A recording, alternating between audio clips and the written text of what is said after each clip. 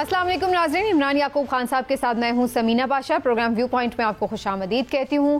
22 अगस्त को पाकिस्तान तहरीक इंसाफ का जलसा मुलतवी हो गया और डेट फाइनल हुई 8 सितंबर, और 8 सितंबर यानी कल के लिए अब तैयारियां की जा रही हैं।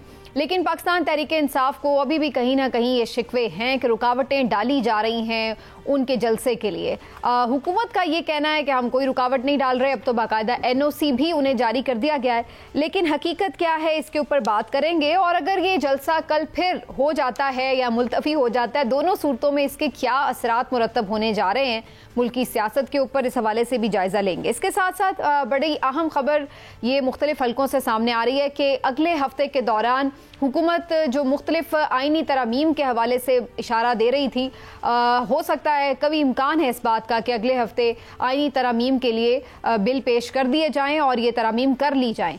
ये तरामीम किस नौइयत की हैं और इससे क्या फ़र्क पड़ेगा मुल्की सियासत के ऊपर भी, जुडिशल मामलात के ऊपर, इस हवाले से भी डिस्कस करेंगे आज के प्रोग्राम में। जमात इस्लामी ने एक दफ़ा फिर से इंडिकेशन दी है कि वो हुकूमत के खिलाफ मज़ाहमत करेंगे अगर बिजली के बिलों में रिलीफ नहीं दिया जाता और जो अग्रीमेंट उनके साथ किया था उसके ऊपर अमल दरामद नहीं होता। तो कितना बड़ा चैलेंज है जमात इस्लामी का एहतजाज या फिर उसका अदालत जाना हुकूमत के लिए, इसके हवाले से भी जिक्र होगा। और आइंदा के सियासी हिकमत अमली के हवाले से भी बात करेंगे। आज खास तौर पर प्रोग्राम में हमें ज्वाइन कर रहे हैं इंजीनियर खुर्रम खान साहब, PMLN के सीनियर रहनुमा हैं। खुर्रम दस्तगीर खान साहब, बहुत बहुत शुक्रिया सर आपके वक्त का, आपने आज फिर हमें वक्त दिया। खुर्रम साहब, मुझे एक सेकंड दीजिएगा, मैं इमरान साहब से ज़रूर एक छोटा सा कमेंट लेती हूँ और फिर आपकी तरफ आते हैं। इमरान साहब, आपको क्या नज़र आ रहा है, कल 8 सितंबर को फाइनली PTI जलसा कर लेगी, अभी भी इम्कान है कि ये मुलतवी हो सकता है? बिस्मिल्लाहिर्रहमानिर्रहीम। समीना, देखें, बात ये है कि अगर PTI का ट्रैक रिकॉर्ड देखें तो उन्हें जलसा जो है ना वो करने में कोई पहले दिक्कत नहीं होती थी। उनका तो अच्छा पसंद का मशगला था जलसा करना और वो इसको एंजॉय भी करते थे। लेकिन 9 मई के बाद उन्होंने जितनी दफ़ा भी जलसे का ऐलान किया तो फिर वो जलसा किया नहीं, उसको एंड पे मुलतवी कर दिया। तो अब जो उन्होंने बातें करनी शुरू कर दी हैं कि जी हुकूमत ओछे हथकंडे कर रही है, फलानी चीज़ें हैं, रुकावटें हैं, हम ये करेंगे वो करेंगे, तो उससे मुझे लगता है कि उनके अंदर फिर ये सोच शुरू हो गई है कि जलसे को मुलतवी ही कर दिया जाए। हालांकि ये तो उन्हें पता ही है कि हुकूमत ने तो रुकावटें करनी ही होती हैं। हमारे यहाँ कौन सी उस तरह की जमहूरियत होती है जिसमें अपोजिशन को खुली आज़ादी दी जाए। और फिर इन हालात में जब आपकी मुखालफत इतनी शदीद हो कि एक दूसरे के जानी दुश्मन हो, तो फिर उसमें तो मुझे नहीं लगता कि हुकूमत आपको वेलकम करेगी और आपको सहूलतें देगी। नहीं, लेकिन PTI के प्रेशर तो है ना अपने वर्कर्स का, तो उसकी वजह से बज़ाहिर आपको लगता है कि ये जलसा मुलतवी होगा? अब तो बाकायदा स्टेज वगैरह लगा रहे हैं। मैं तो आपसे ये अर्ज कर रहा हूँ कि उन्होंने जो बातें करनी शुरू की हैं, तो इस्लामाबाद में बहुत सारे लोग ऐसे हैं जो कहते हैं कि शायद कहीं ना कहीं ये वो उन्होंने आपको अभी भी शुरू कर दिया, अभी तक चले खुर्रम साहब से पूछते हैं। खुर्रम दस्तगीर खान साहब, बहुत शुक्रिया सर, आपको वेलकम कहती हूँ शो में। सर, क्या इशू है, क्या अभी उन्हें NOC भी दे दिया है, इस बात का अभी भी खदशा है कि NOC वापस लिया जा सकता है और जलसा फिर इनका मुलतवी करवाया जा सकता है, या फिर इस दफ़ा आप लोग भी देख रहे हैं कि चले हो लेने दें, ज़रा देख लेते हैं कितने पानी में? नहीं, देखिए, ये कोई खेल नहीं है कि जलसा होगा नहीं होगा। वो जलसा करना चाहते हैं और उन्होंने कल उनको NOC इजाजत इशू कर दी गई है, जरूर जलसा करें। लेकिन एक बात जो इस सारी डिस्कशन में सामने नहीं आती वो ये है कि आईने पाकिस्तान में सिर्फ एहतजाज का हक नहीं लिखा हुआ, वहां पाकिस्तान के शहरियों का जो हक है रोजगार का, कारोबार का, तालीम का, सेहत का, नए रोजगार की तलाश का, वो हक भी उतना ही फाइक है जितना एहतजाज का हक है। फिर आईने पाकिस्तान ये भी कहता है कि हुकूमत जो है वो शहरियों की जानो माल की हिफाजत की पाबंद हो। तो लिहाजा ये कहना कि जी हमारा एहतजाज का हक है तो तमाम रियासत जो है उस एहतजाज के हक के लिए जो है वो उनको प्रोटेक्शन दे दें। हमारे सामने ये भी एक चैलेंज है कि इस्लामाबाद, रावलपिंडी के जो रहने वाले हैं उनकी जिंदगियों का कारोबार, रोजगार मुतासिर ना हो, और ये ना हो कि मैं अगर अपने किसी खानदान के फर्द को, वालिदा को या बच्चे को अस्पताल ले जाना चाहता हूँ तो मेरे आगे जो है अब तो जो जगह दी गई है वो तो काफी साइड पे है, बिल्कुल सेंटर ऑफ द सिटी तो नहीं है, बल्कि बड़ा साइड एरिया है जी। मैं इसीलिए अर्ज किया है कि एहतजाज का हक जो है उसके सामने پاکستان کے شہریوں کا جو وہ حق ہے کہ اپنی زندگی کا جو معمولات ہے ان کو بلا روک و ٹوک ادا کریں، وہ حق بھی ہے. اور یہ مت بھولیں کہ ابھی چند ہفتے ہوئے ہیں بنو کے اندوناک واقعے ہوئے، تو لہٰذا ان کی شہریوں کی پروٹیکشن بھی جو ہے وہ بھی ہمارے سامنے ہے. تو ان سب کو سامنے رکھ کر یہ اجازت دی گئی ہے اور یہ توقع ہے کہ کل جلسہ ہو جائے. لیکن خرم دستگیر خان صاحب، یہ بہت کہا جا رہا ہے کہ ان کے جلسے سے تو کم لوگوں کے معاملات متاثر ہوتے ہیں، جو حکومت کنٹینرز لگا کے راستے بند کر دیتی ہے اس کی وجہ سے زیادہ لوگ پریشان ہوتے ہیں. اس کی کیا وجہ؟ اتنی ایک جگہ دے دی ہے تو اس کے بعد پورے شہر میں ادھر ادھر کنٹینرز لگانے کا کیا مقصد ہے؟ جی یہ بھی آپ دیکھیں گی کہ کنٹینرز کی تعداد اب کم ہوتی جائے گی، کیونکہ یہ بھی اسلام آباد کے حوالے سے، اور آپ کو معلوم ہے کہ قانون سازی بھی ہو رہی ہے پارلیمان میں. وہ یہی وجہ ہے کہ اسلام آباد کے اندر اگر اس قسم کی احتجاج مستقل طور پہ جاری رہتے ہیں تو ان کا ایک بین الاقوامی طور پہ اس کا کانسیکوینس ہے اور اس کے مضمرات آتے ہیں. اس کے پوری دنیا یہ بیٹھ کے، چونکہ تمام ایمبیسیاں یہاں ہیں، تو وہ یہ سمجھتے ہیں کہ پتہ نہیں کیا کون سی آفت آ رہی ہے جس کی وجہ سے حکومت کو یہ معاملات جو ہیں وہ کرنے پڑے.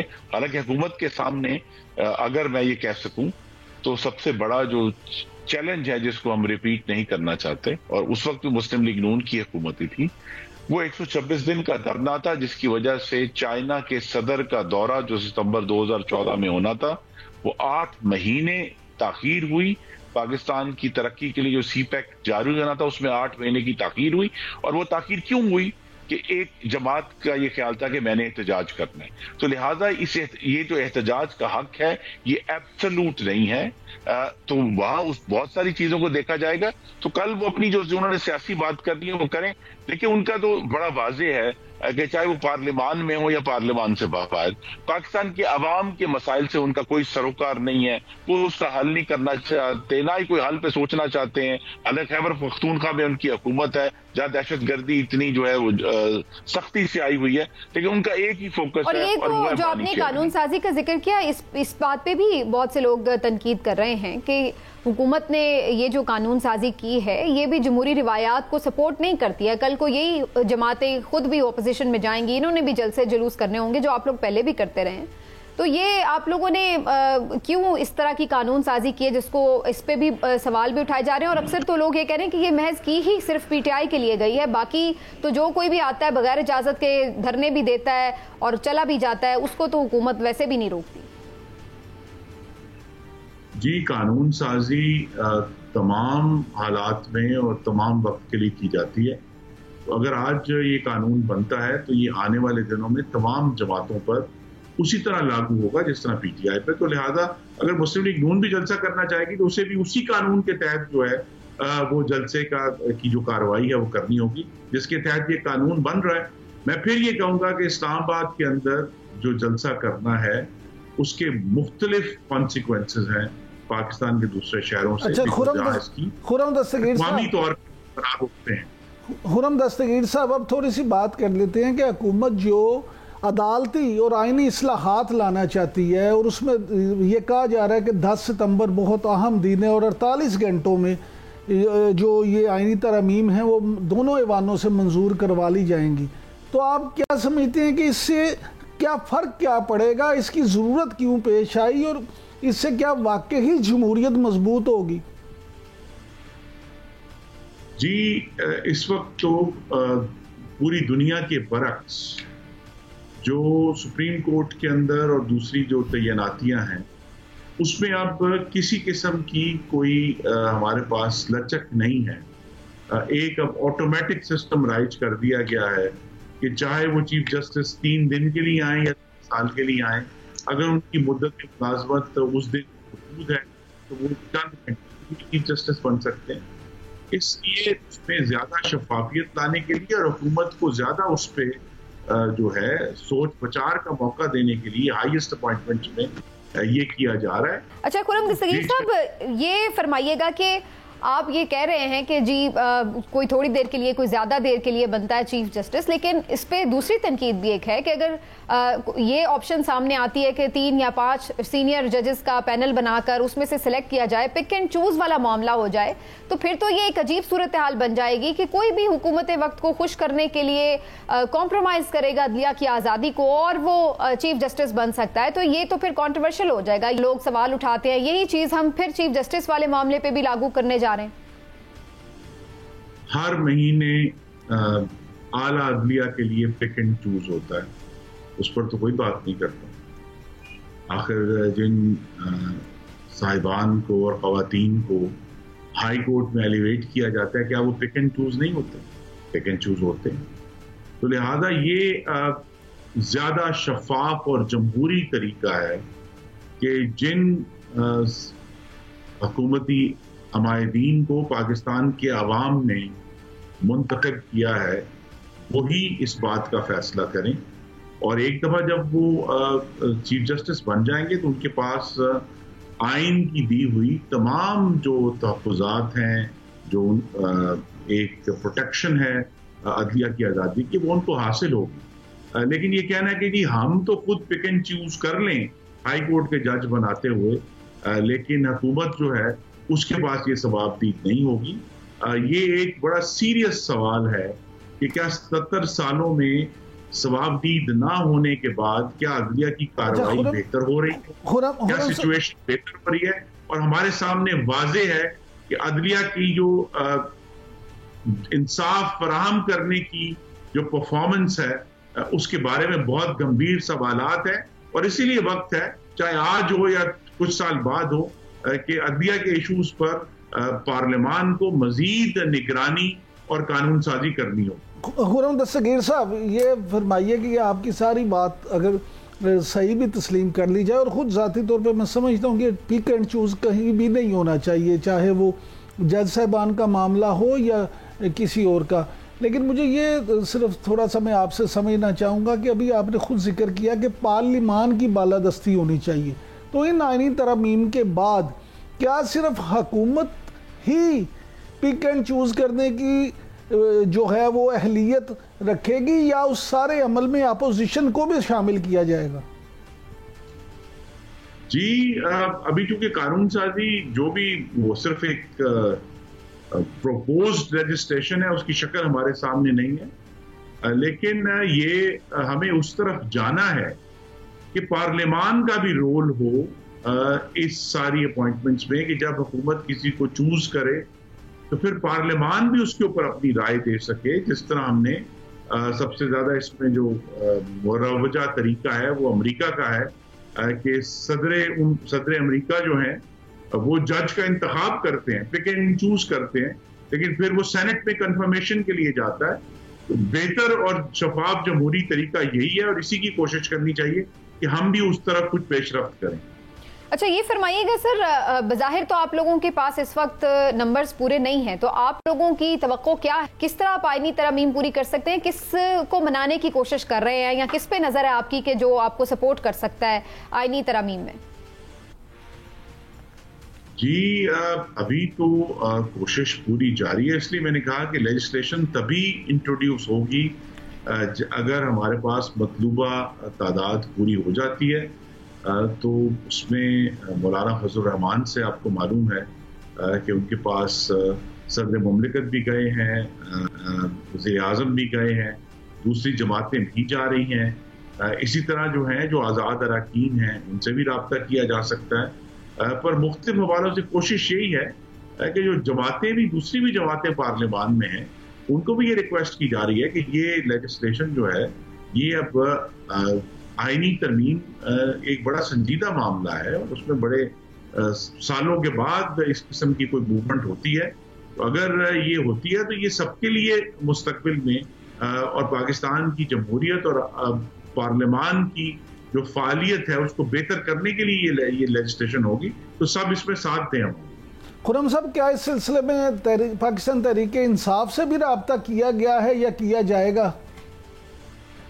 جی بالکل کیا جا سکتا ہے، اس میں کوئی امر مانے نہیں ہے. پارلیمان میں جو سب جماعتیں موجود ہیں اور خاص طور پہ قانون سازی کے معاملے میں تو کوئی رکاوٹ نہیں ہے، تمام جماعتوں سے بات ہو۔ اچھا یہ فرمائیے گا کہ اس طرح جو ابھی جس طرح سے یہ سمجھا جا رہا ہے کہ عدلیہ میں اور حکومت میں ویسے ہی سب کچھ اچھا نہیں ہے، سب کچھ ٹھیک نہیں ہے، تو کیا اس آئینی ترمیم کے بعد یہ خلیج مزید نہیں بڑھ جائے گی؟ کیا ادھر سے کوئی ریئیکشن نہیں آئے گا؟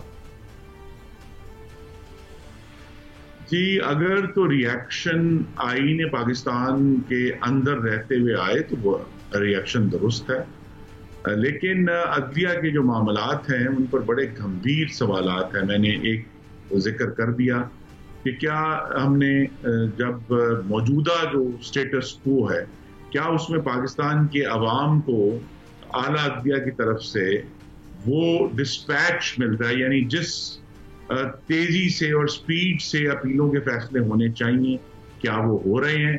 کیا عدلیہ اپنی جو ان کا جو ہائر کورٹس ہیں ان کا ایک بہت سنجیدہ کام یہ ہے کہ وہ لوور کورٹس کی پرفارمنس کی نگرانی کریں کہ کس کوالٹی کے فیصلے ہو رہے ہیں، وہاں بھی ہمیں کوئی پیش رفت نظر نہیں آتی۔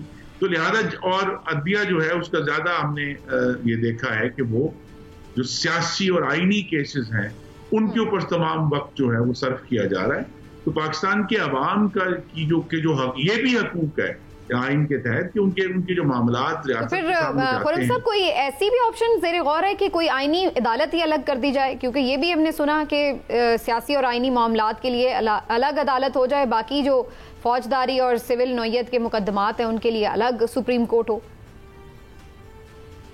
جی یہ بہت دیر سے میں آپ کے ناظرین کو یاد کروں، یہ 18 سال پہلے جو میثاق جمہوریت محمد نواز شریف اور شہید بینظیر بھٹو نے سائن کیا تھا، یہ اس کی ایک شک تھی، اور یہی مقصد تھا کہ جو نارمل اپیلز ہیں جو نیچے لوور کورٹ سے آ رہی ہیں ان کے ڈسپیچ متاثر نہ ہو، اور جو آئینی ایشوز ہیں ان کے لیے علیحدہ لوگ موجود ہوں۔ لیکن غالباً ابھی یہ ایک زیادہ ایمبیشس سٹیپ ہوگا، لیکن ابھی ہم دیکھتے ہیں کیا کس قسم کی قانون صاحب کل ایک بڑا اہم فیصلہ آیا، کس قسم کی قانون جو ہے اس کا متن کیا آتا ہے پارلیمان کے سامنے۔ ٹھیک، اچھا کل ایک بڑا اہم فیصلہ آیا نیب ترامیم سے متعلق، اور اس سے بظاہر ایسا لگ رہا ہے کہ جو عمران خان صاحب ہے ان کو بھی ریلیف ملا ہے 2 کیسز میں، توشہ خانہ کیس بھی اور 190 ملین پاؤنڈ کا جو کیس ہے۔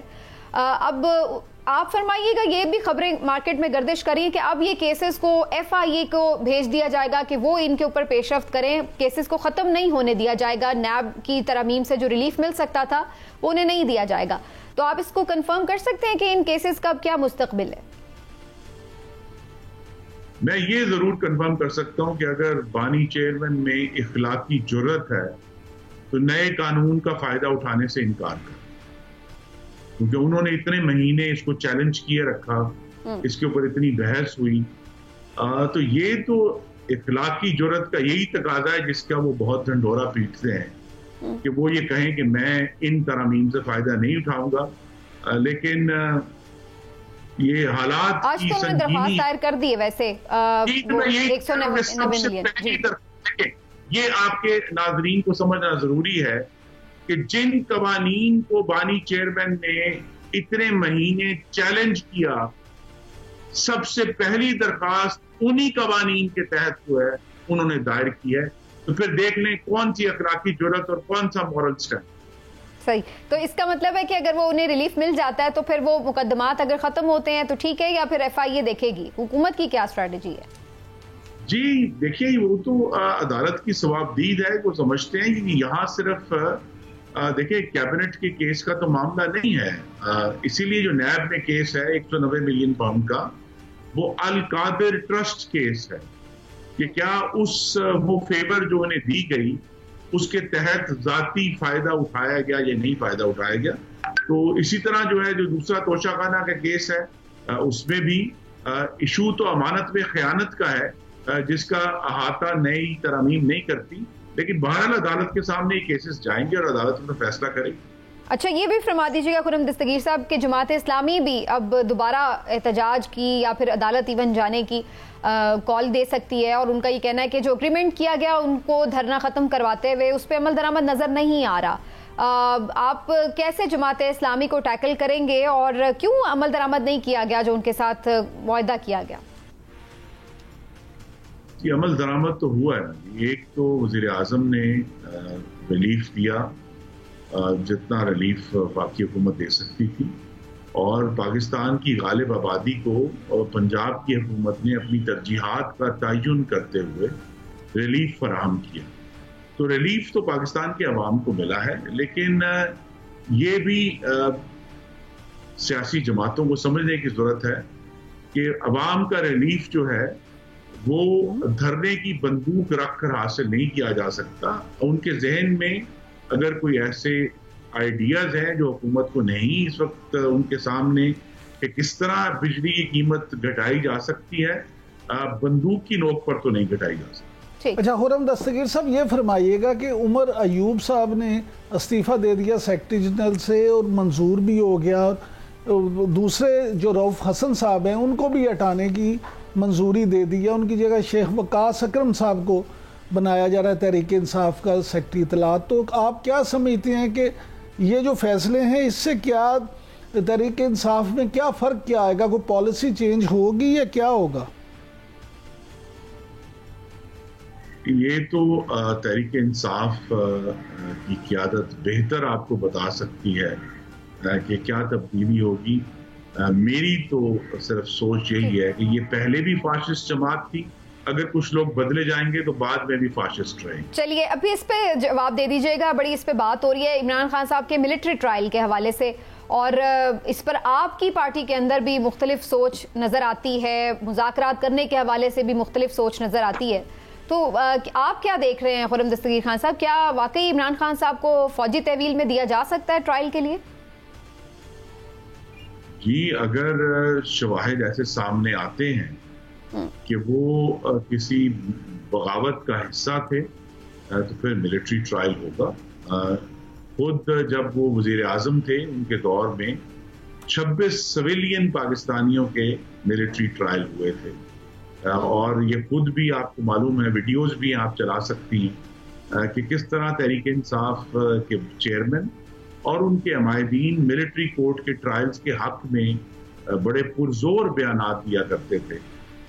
تو اب اگر ان کے اوپر خود یہ نہیں, لیکن خواجہ آصف صاحب تو کہہ رہے ہیں کہ کچھ شواہد ملے ہیں, آپ کے پاس کیا اس بارے میں کچھ آپ نے دیکھے کوئی؟ اتنے مضبوط شواہد ہیں تو یہ معاملہ میں جائے گا, اور یہ بڑا سنجیدہ معاملہ ہے.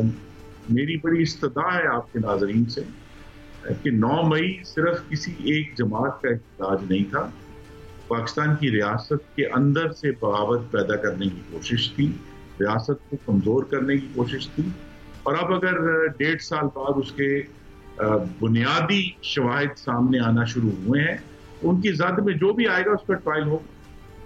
ٹھیک, اور فائنلی پھر مذاکرات پہ بھی بتا دیجئے, جب اگر اتنا ہی ان کے اوپر سنگین الزامات ہیں تو پھر رانا ثناء اللہ ان سے مذاکرات کیوں کرنا چاہتے ہیں, اور اس سلسلے میں پھر کیوں پیش رفت ہو رہی ہے حکومت کی طرف سے؟ کہ مذاکرات کی 2 جہتیں ہیں.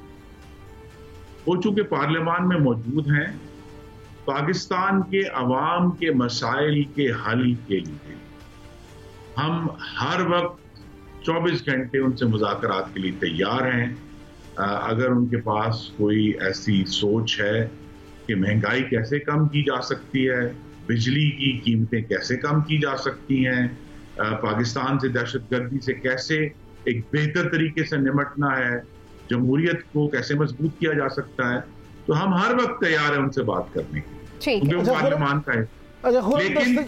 لیکن اگر ان کا یہ خیال ہے کہ مذاکرات بانی چیئرمین کے NRO پر کوئی سودے بازی ہوگی تو سودے بازی تو نہیں ہوگی. اچھا خرم دستگیر صاحب, آخر میں صرف یہ بتا دیں کہ چودھری شجاعت صاحب ایک سینئر سیاستدان ہیں, وہ ایک دفعہ پھر سرگرم ہو گئے ہیں سیاسی کشیدگی کو کم کرنے کے لیے, تو آپ کیا سمجھتے ہیں سیاسی درجہ حرارت کم کرنے میں وہ کامیاب ہو سکیں گے؟ جی, اگر وہ اپنی جو اب ایک بہت سینیورٹی ہے اس کا استعمال کرتے ہوئے ہماری سیاسی گفتگو میں کوئی شائستگی لا سکتے ہیں اور زیادہ برداشت لا سکتے ہیں, تو میں تو ان کے لیے دعا گوں. ٹھیک ہے, خرم دستگیر خان صاحب بہت بہت شکریہ سر, آپ نے وقت دیا. مختلف امور کے حوالے سے ناظرین خرم صاحب کی گفتگو آپ نے سنی. ایک بریک لیتے ہیں, بریک سے واپس آ کر کچھ مزید معاملات ہیں جس پہ بات کریں گے, ہمارے ساتھ رہیے.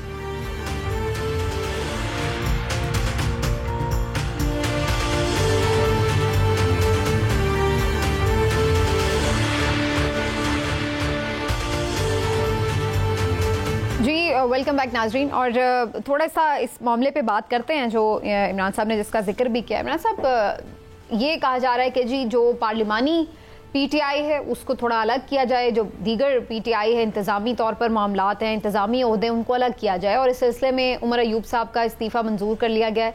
सलमान अकरम राजा साहब का नाम बहुत ज़्यादा गर्दिश में है और बहुत से लोग तो मैंने देखा उन्हें मुबारकबाद भी दे रहे हैं कि उन्हें सेक्रेटरी जनरल बनाया जाएगा। और इसी तरह रऊफ हसन साहब का जैसे आपने जिक्र किया, उनको ओहदे से हटाने की भी मंजूरी हो गई है, उनकी जगह शेख वकास अकरम साहब आ सकते हैं।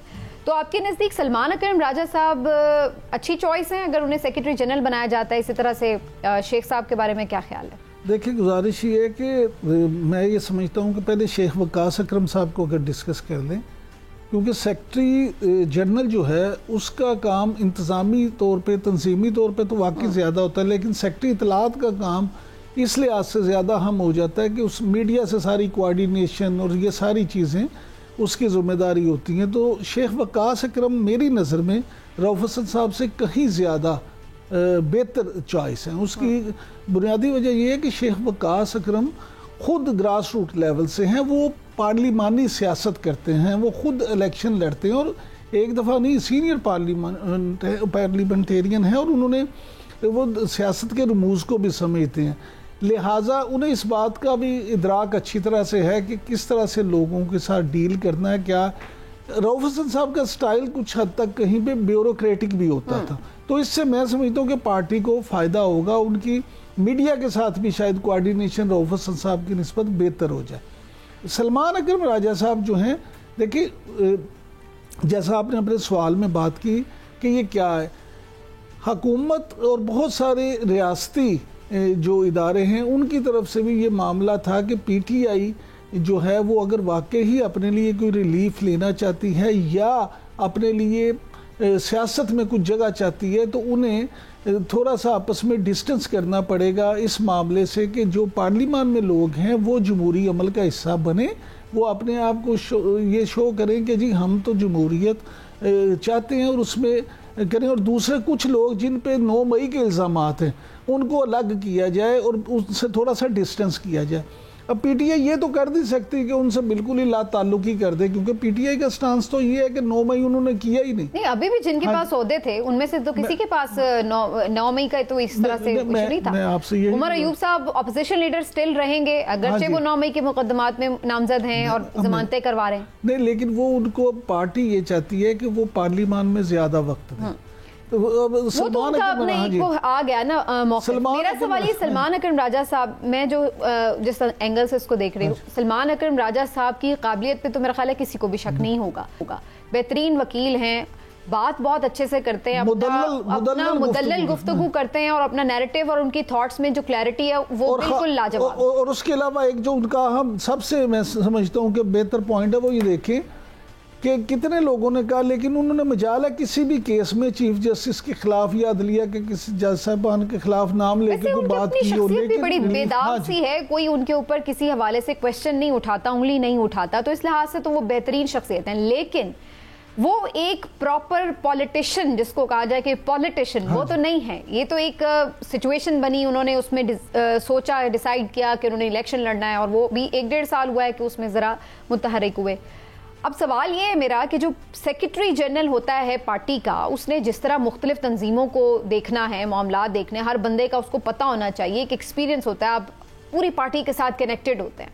आप समझते हो उस लिहाज से सलमान अकरम राजा साहब एक बेहतर किरदार अदा कर सकते हैं, जबकि वो एक पार्ट टाइम पॉलिटिशियन हो सकते हैं, लेकिन वो एक प्रॉपर पॉलिटिशियन रिवायती तो नहीं है। पहली बात तो ये है कि आप ये देखें कि बानी चेयरमैन की गिरफ्तारी के बाद सारे पार्ट टाइमर्स ही मेन ओहदों पे हैं, सारी पार्टी अमलन जो है उनके ही कंट्रोल में है, वो ही पार्टी को देख रहे हैं। दूसरी बात ये कि जनरल सेक्रेटरी किसी भी जमात का हो, हमारा अलमिया ये है कि आप मुस्लिम लीग नून को, पीपल्स पार्टी को, पीटीआई को, किसी को भी, हालांकि उनकी अपनी जमातों के आइन के मुताबिक सबसे अहम जो ओहदा होता है वो जनरल सेक्रेटरी का होता है, लेकिन वो रबर स्टैंप होता है, उसने करना वही होता है जो चेयरमैन ने या सदर ने कहना होता है। नवाज शरीफ जो कहेंगे वो एहसन इकबाल साहब करेंगे। तो इमरान खान साहब जो कंडीशन में है ना, क्योंकि हर वक्त हर चीज का फैसला करने के लिए इमरान खान दस्तयाब नहीं है, तो सेक्रेटरी जनरल अपने तौर पर बहुत सारी चीजें कर सकता है। आप मुझे इमरान खान साहब की गिरफ्तारी से लेके आज तक कोई एक फैसला बता दें जो इमरान खान। और इसी बात पे तो उमर अयूब पे तनकीद होती रही कि जो आपने फौरी फैसले करने भी होते हैं, आप वही देख रहे होते हैं कि इमरान खान क्या कहेंगे, उनसे डिस्कस करके होगा। कि ये सलमान अकरम भी नहीं कर सकेंगे क्योंकि ये इमरान खान साहब ही पसंद नहीं करते। इमरान खान साहब की मर्जी के बगैर को फैसला करेगा तो वो अगले घंटे नहीं रहेगा। लिहाजा ये बात समझ रखें कि जमा खातिर रखें कि जो भी बन जाए, मानना उसने फैसला इमरान खान का ही है। ठीक, बहरहाल ये एक तब्दीली ज़रूर है और एक दिन पहले जलसे से आई है तो जाहिर है इसके ऊपर काफ़ी बातें भी हो रही हैं। कुछ लोगों का ये भी ख्याल है कि उमर अयूब साहब से कुछ लोगों के इख्तलाफात भी थे पार्टी में, तो इस वजह से भी कि पार्टी को यूनाइटेड करने के लिए कोई ऐसा बंदा हो जिसके ऊपर सब एतमाद भी करते हों और सब उसकी बात भी सुने और वो सबकी बात सुने। तो बहरहाल सलमान अकरम राजा साहब अदरवाइज़ तो एक बहुत काबिल इंसान है, लेट्स सी कि वो क्या किस तरह से आगे चलते हैं। लेकिन आज एक और चीज़ है जिसके ऊपर बात करनी है। इमरान साहब, एक इसराइली अखबार में एक आर्टिकल छपा और उसमें उन्होंने इमरान खान साहब की वैसे तो बज़ाहिर हिमायत की कि जो उनको रिहा होना चाहिए, वो इसराइल के लिए अच्छे जज्बात रखते हैं, लेकिन उसके ऊपर आज बड़ा शोर भी मचा सोशल मीडिया पर भी, नेशनल मीडिया पर भी, और बड़ा उसको हाईलाइट किया गया कि देखें जी इमरान खान के लिए जो यहूदी लॉबी है वो फिर से सरगर्म हो गई है और इसलिए वो आर्टिकल छपा है। आपकी इस आर्टिकल के बारे में क्या राय है? देखिए, सच्ची बात तो ये है कि मैंने तो आर्टिकल पढ़ा नहीं, लेकिन मैं समझ रहा हूँ आपकी बात, लेकिन गुजारिश ये है कि देखिए ये बहुत सारी चीज़ें होती हैं जो बाज़ औक़ात तो ये होता है कि इत्तफाकन ये हो गया कि इसराइली जो अखबार है उसकी इमरान खान से मोहब्बत जाग गई और उसने कहा हो कि जी हम इस पे लिखें।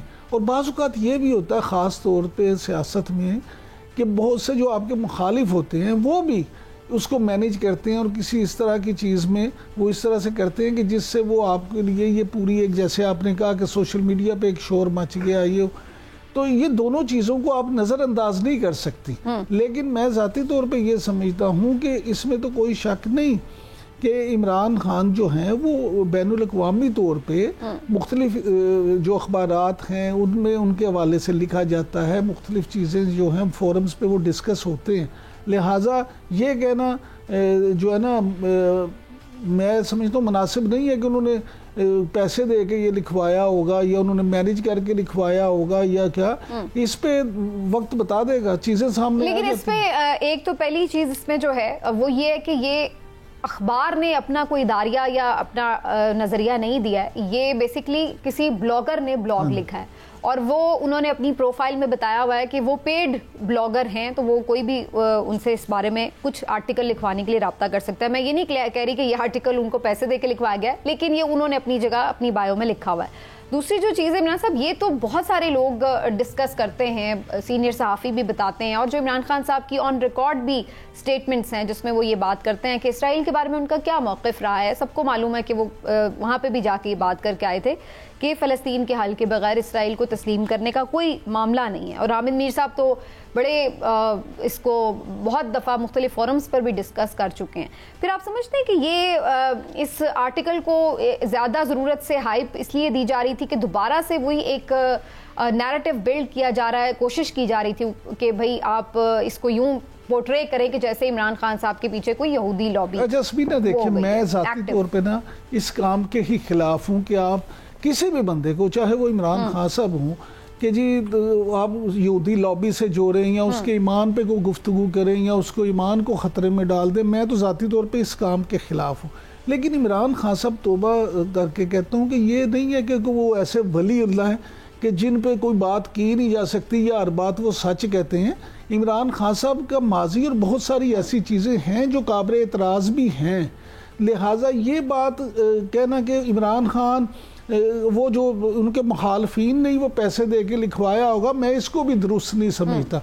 नहीं, मैंने ये कहा नहीं, मैं आपकी बात नहीं, जो आप कहना चाह रही हैं मैं उसी का जवाब दे रहा हूँ कि इस पे ये बड़ी एक ट्रिकी सी बात है। लिहाजा जब तक पूरे शवाहिद ना हो हमें ये बात हमको फैसला बार बार ये इल्जाम उनके मुखालिफीन की तरफ से लगाया जाता रहा है कि जी नहीं, तो यहूदी लॉबी से उनके ताल्लुकात तो हैं, लेकिन अब ये कहना, उनकी शादी भी उस फैमिली में हुई थी, लेकिन ये कहना कि जनाब उनके वो यहूदी लॉबी के लिए वो काम करते हैं या यहूदी लॉबी उनके लिए काम करती है, ये मुनासिब नहीं। चलिए जी, एक ब्रेक लेते हैं, ब्रेक से वापस आकर बात करेंगे। एक दफ़ा फिर बड़े कोई ذخائر مل گئے تیل اور گیس کے پاکستان میں, اور یہ کوئی پہلی دفعہ نہیں ہے, ہم نے کئی دفعہ بڑی دفعہ اس طرح کی بات سنی ہے. کبھی سونے چاندی کے ذخائر مل جاتے ہیں, کبھی تیل اور گیس کے, لیکن وہ ذخائر کبھی نکل کے ہمارے سامنے آتے نہیں جس کے اثرات ہم تک پہنچیں. اس کے اوپر بات کرتے ہیں اور کچھ مزید اس سے جڑی خبریں ایک بریک کے بعد ہمارے ساتھ رہی گا.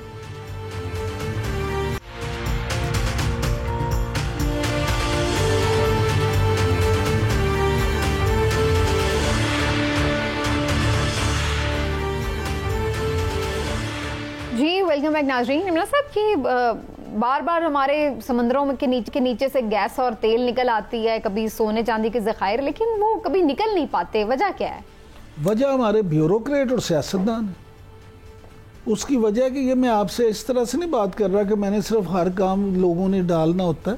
میں خود ایک کینیڈا کی جو دنیا کی one of the best company ہے جو یہ کام کرتی ہے, تیل اور گیس کے ذخائر کی تلاش کرتی ہے, وہ پاکستان میں آئے تھے سمندر زیر پانی ہی چیزوں کو تلاش کرنے. تو اس وقت کی حکومت جو ہے ان کے لوگوں نے اور بیوروکریسی نے ان سے کہا کہ جی اچھا ٹھیک ہے آپ یہ ضرور کریں, لیکن ہمیں اتنے پیسے دے دیں تو ہم آپ کو کرنے دیں گے, اگر آپ اس میں ہمیں کک بیکس نہیں دیتے تو ہم, یعنی کہ دیکھیں یہ اس طرح کی رکاوٹیں جو ہیں وہ کی جاتی ہیں. اور میں آپ کو بتاؤں کہ وہ دنیا کی one of the best company تھی.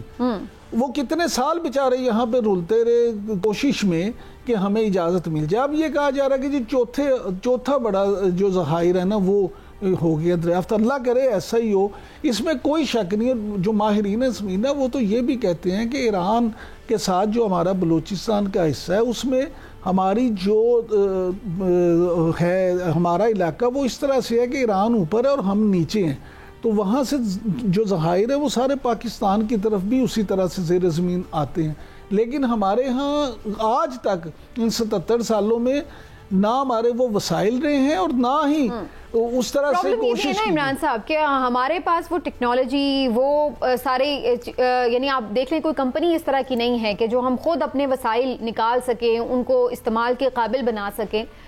ہمیں ان چیزوں کے لیے دوسری باہر کی کمپنیوں پہ ریلائی کرنا پڑتا ہے, اور الٹیمیٹلی وہ اپنا پروفٹ اتنا زیادہ مانگتے ہیں کہ جو اس کا یعنی براہ راست ہمیں جتنا فائدہ ہو سکتا ہے وہ ہمیں مل ہی نہیں پاتا.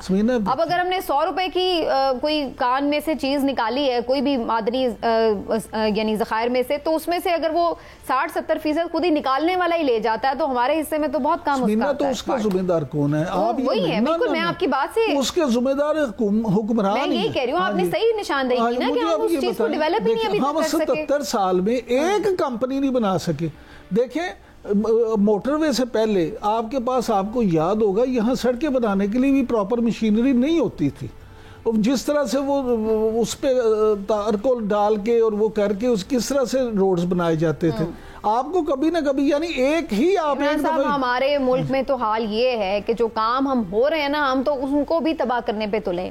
سونا اگلا اس دفعہ ہماری زمین نے, اور ریکارڈ بمپر کراپ ہوئی گندم کی, اور پھر اس کے بعد جو ہم نے کسانوں کے ساتھ ہوتا دیکھا وہ سب ریکارڈ کا حصہ ہے. اب کسان اتحاد یہ کہہ رہا ہے کہ آئندہ سال گندم کاشت نہیں ہوگی, اور امسال کپاس کی جو پیداوار ہے وہ اس سال 60% کم رہی ہے.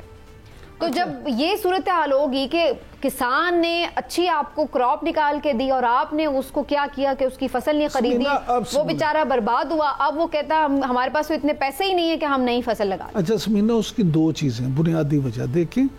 ایک آپ کی فصل ہوتی ہے مین فصل گندم, جب وہ بکی نہیں تو جو کسان ہے اور خاص طور پہ چھوٹا کسان وہ بیچارہ تو رول گیا نا, اس کا تو اپنی جان کے لالے پڑ گئے. دوسرا جو کپاس ہے اس میں بدنصیبی یہ ہوئی کہ بیماری ایسی پھیل گئی, اس طرح سے اس پہ ہو گیا کہ وہ فصل لوگوں کی بنی بنائی فصل جو ہے نا وہ تباہ ہو گئی. کپاس اس لیے آپ کی کم ہو گئی.